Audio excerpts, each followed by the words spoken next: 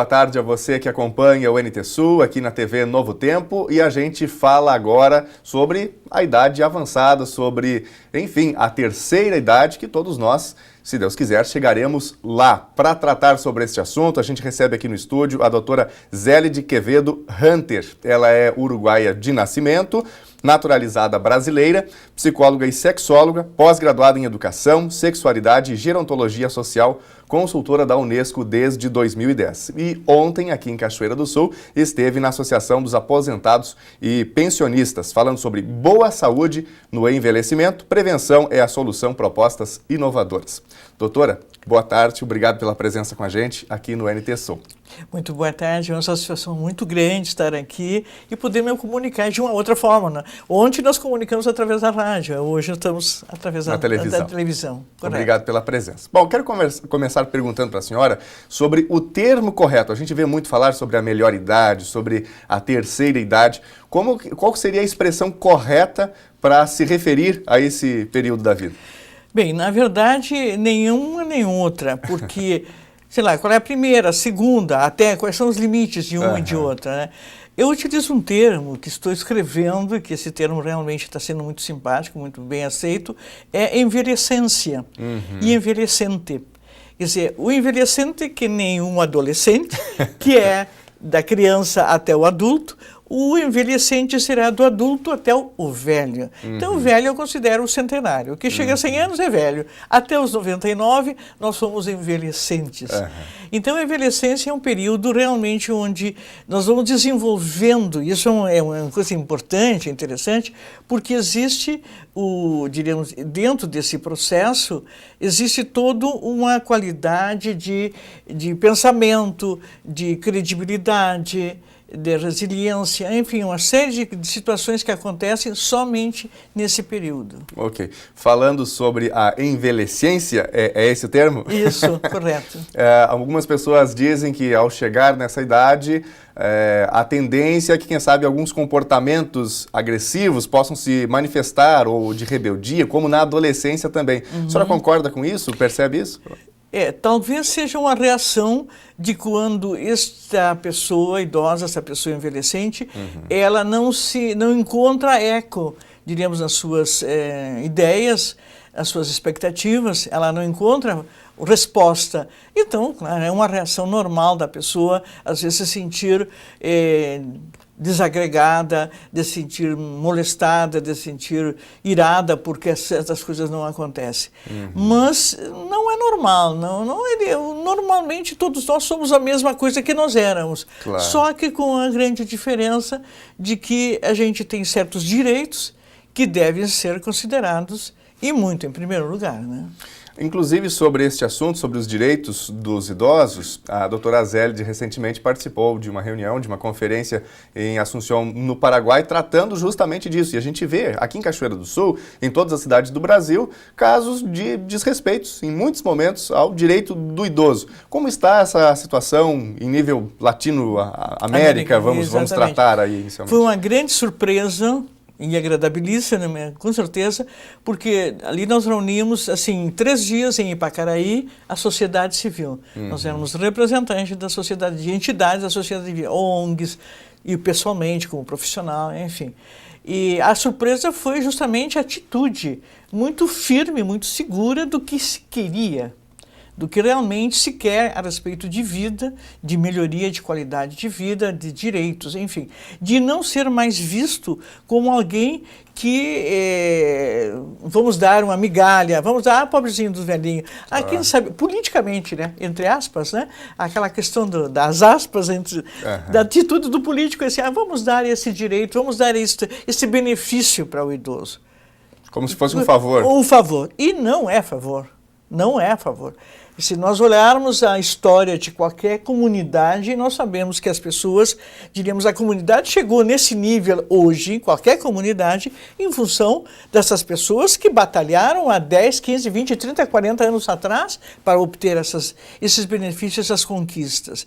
Então nós temos que olhar para essas pessoas que já têm mais de 60 anos como alguém que participou de toda essa evolução e que, obviamente, não é alguém que deve receber como se fosse uma migalha. Não, é direito constituído e conquistado. Claro.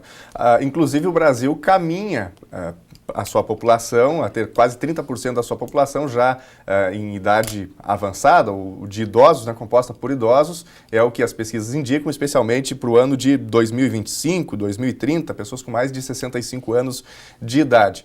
Como chegar nessa idade, passar dos 65, dos 60 aos 65 anos, com qualidade de vida, doutora Zélia? Bom, em primeiro lugar, a gente trabalha muito um conceito que é a preparação para a aposentadoria, que é um marco, né, um marco divisório. A aposentadoria é o momento em que todo mundo acha, bom, depois de aposentada, vou tirar a vida para o ar, ficar aproveitando a vida. Exato. E quando não, né? Na verdade, em termos de aposentadoria, muito pouco se pode aproveitar economicamente. Mas nós dizemos o seguinte, que nós temos que nos preparar para chegar nessa idade, ou para enfrentar essa nova etapa da vida, é uma etapa da vida, né? Para nós enfrentarmos, nós temos que formatar dentro da nossa cabeça o que nós seremos, o que nós fazemos da nossa vida nesse período. De que maneira? Sentido assim, sentido de vida. Quer dizer, a gente não pode deixar de buscar alguma coisa que realmente tenha sentido. O que é sentido de vida? É algo que nos preencha, algo que nos satisfaz, algo que nos dá entusiasma, que nos faz ir em frente, seja lá da forma como seja, mas nos faz enfrentar a vida com gosto, com prazer. O prazer é algo que é inerente do ser humano, seja de 2, de 10, de 50, de 60, 80, 90 anos, todos nós podemos sentir esse prazer, prazer de viver. Então, a preparação para esse momento, ela vai lá nos 30, aos 40, com a mudança de paradigma. Isso é uma das coisas que eu trabalho muito nas palestras. Eu faço muitas palestras em grupos tipo Rotary, Lions, enfim, que tem esse perfil de pessoas que estão nessa fase, né, de 40, 50 anos, e de repente eles se surpreendem pensando, poxa, mas eu vou ficar velho depois de 60? Não é, esse termo é um termo pejorativo até, aparentemente, né? Mesmo no diminutivo, no artigo da senhora falando sobre os velhinhos. Os velhinhos, né? Os queridos velhinhos. Não, nós somos pessoas atuantes, inteligentes, capazes, né? Entusiastas e com possibilidade de trazer e de dar realmente um aporte muito grande com a evolução de uma comunidade, de um estado, de um município, seja lá o que for. Então, nós temos que entender que a vida continua. Nós não podemos pendurar as chuteiras. Essa pendurar a chuteira, minha filha, só fosse tipo Neymar, né, que ganha tantos milhões. Aí poderia. Aí poderia pendurar a chuteira. Mas caso contrário, não tem condições. Então, a forma de manter, de preservar, é através de uma série de exercícios. Existem o que nós chamamos as práticas integrativas, na qual eu falei ontem, são as práticas que o governo, desde 2006, autorizou a sugestão da Organização Mundial da Saúde.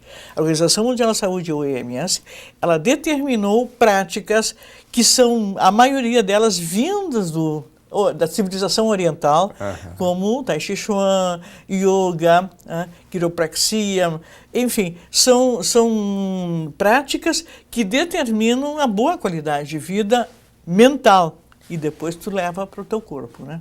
Doutora Zélia, a gente tem uma sociedade que, inclusive, considera-se que o grande mal do século XXI seja a depressão. Né? E talvez outros transtornos, distúrbios psicológicos também.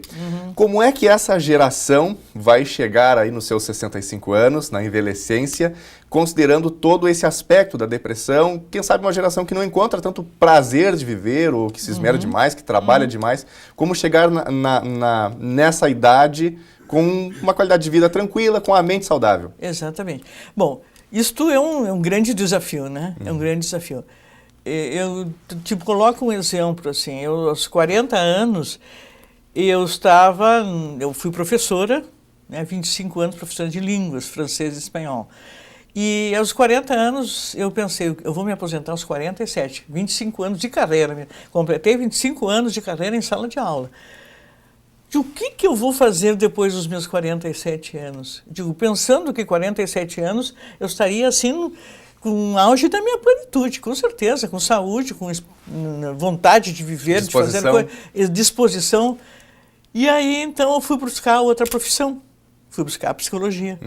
E a profissão que me deu maiores satisfações, porque é algo que vai morrer comigo. Né? No momento que eu chegar, que for para o outro lado, eu com certeza, até esse instante, até o último instante, eu com a velhinha na mão, eu vou estar pensando, por que essa velhinha está na minha mão?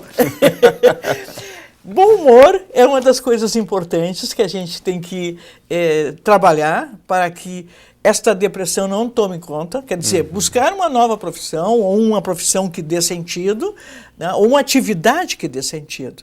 A gente que gosta de fotografar, tem grupos assim de idosos em Porto Alegre, por exemplo, que é uma associação e praticamente todos são acima de 60 anos que formam esse grupo de fotógrafos que fizeram curso de fotografia e fazem concurso, viajam, etc. E tal. Então, são atividades que dão satisfação e que dão sentido à vida. E isso começa lá pelos 40. Tem que começar nesse período. Porque tu não vai chegar depois, aos 60 anos, e agora? Me aposentei, e agora? O que eu faço na minha vida? É necessário um preparo também. Exatamente. Então, isso se chama preparar para a aposentadoria ou preparar para essa envelhecência saudável, né? Ok. Voltando ainda ao nosso primeiro assunto aqui, que é o direito do idoso, o que a senhora vê, quais são os principais direitos que o Brasil precisa melhorar nesse sentido? Bom, uma das coisas que dói muito são os maus tratos, né? Esta questão de não ser considerada, de tu ires uma delegacia de polícia, por exemplo, e a pessoa idosa fazer uma queixa, e sim, vovô, tudo bem, espera aqui, aí registra a queixa e acabou a história. Não é por aí, né? Quer dizer, esse respeito pela o que esse idoso está registrando ou manifestando, isso é uma das coisas que mais dói, como está havendo esse desrespeito. Esse desrespeito em relação a atividades, de ele poder ter um novo emprego, por que não? Aunque não seja um salário, porque se ele está aposentado, ele recebe a sua aposentadoria, que também é chiquitita, assim, né? Mas, de qualquer forma, essa pessoa ela teria direito a buscar uma nova atividade que pudesse preencher, não que fosse para ajudar a desenvolver, tipo assim, ajuda de custo, de alimentação, sei lá o quê. Então, isto diríamos, acreditar na possibilidade de que essa pessoa tem experiência, ela tem vivência, maturidade, ela tem sabedoria, que é uma coisa assim que não se consegue, nem se compra em boutique, nem em supermercado. Só a vida ensina. Né? Só a vida ensina, com certeza. Então, isto aqui é que vai permitir que esta pessoa de mais idade, ela não se sinta alijada da sociedade, não se sinta excluída da sociedade. Então, é a questão de emprego, é a questão do direito à saúde, é uma coisa assim, por demais, né? A gente nem vale comentar, porque é muito, muito doloroso a maneira como os médicos, muitas vezes, muitos são muito atenciosos, mas muitos nem olham para o idoso, né? Estão só fazendo, o que a senhora está sentindo, vamos fazer uma radiografia, aquela coisa, sem olhar para a pessoa, se a pessoa muitas vezes está meramente necessitando de alguém com quem conversar. Dizer, olha, eu estou sofrendo. Então, uma das práticas que nós propomos, que ontem falamos, é sobre a terapia comunitária. Terapia comunitária é uma saída muito importante e que determina justamente que a pessoa possa se expor, e ela vai ver que o seu problema não é só dela. Geralmente, um problema que uma pessoa idosa traz é um problema que outras pessoas idosas também têm. Então, quando você vê que existe, que o que eu estou sofrendo, o João, a Maria também já vive, já está sofrendo também, nós vamos entender que eu não estou sozinha no mundo. Ou seja, dá para dizer que o envelhecente não pode se isolar. Não pode. Esta é uma regra fundamental. Fundamental. Isolamento é a porta direta para a depressão, é a porta direta para a demência do Alzheimer. é a porta direta. Quer dizer, quando nós... há pessoas que são mais egoístas, são pessoas que são de personalidade, a própria personalidade delas leva elas a manter, diríamos, esse não convívio, porque não, eu não gosto de alternar, não gosto de grupos, não gosto de barulheira, não gosto de... Tá, mas faça um esforço, desafie-se.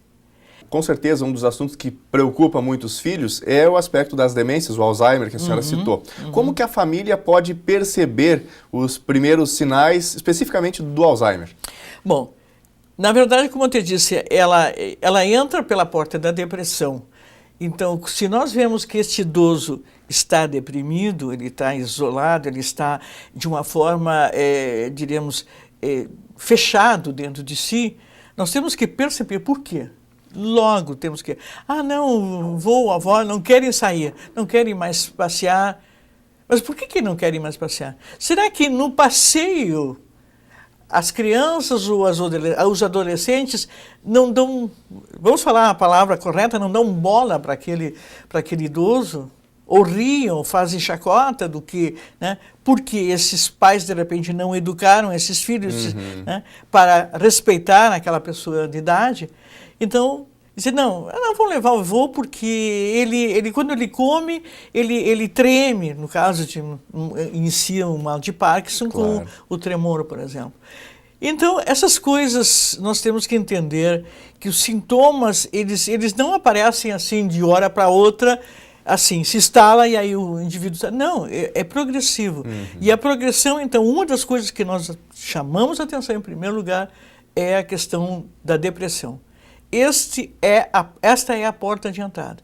A pessoa está manifestando depressão, nós temos que tomar todas as providências necessárias para evitar que isso progrida. Então, isto é uma dica que nós damos, olhar para esses aspectos da depressão, de não reprimi-lo, de dar, diríamos, entrada para que converse, dê sua opinião, e muitas vezes aquela é outra história, né? Não deixar ele lá para o quartinho dos fundos, né? Ele tinha o melhor quarto na casa, bem ensolarado, não, mas o filho casou e aí quer morar naquele quarto. Não, o filho casou, que vai casar, vai fazer sua casa. Deixa o melhor quarto com o vô e com a avó. Exatamente, exatamente. Doutora Zélia, muito obrigado pelas informações, sucesso no seu trabalho e esse trabalho de conscientização que precisa ir adiante, não somente aqui em Cachoeira do Sul, mas no nosso estado e no nosso país, para garantir um futuro harmonioso entre aqueles que têm pouca idade, aqueles que já estão na envelhecência.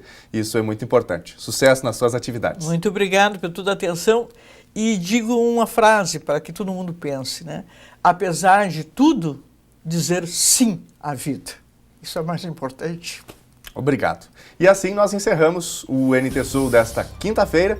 Ótima tarde para você. Outras informações em novotempo.com/NT Sul para rever as reportagens de hoje. Amanhã, ao meio-dia, a gente volta ao ar por aqui. E às 7 horas da noite tem o Jornal da Novo Tempo com Hélio Moura. Até amanhã. Tchau.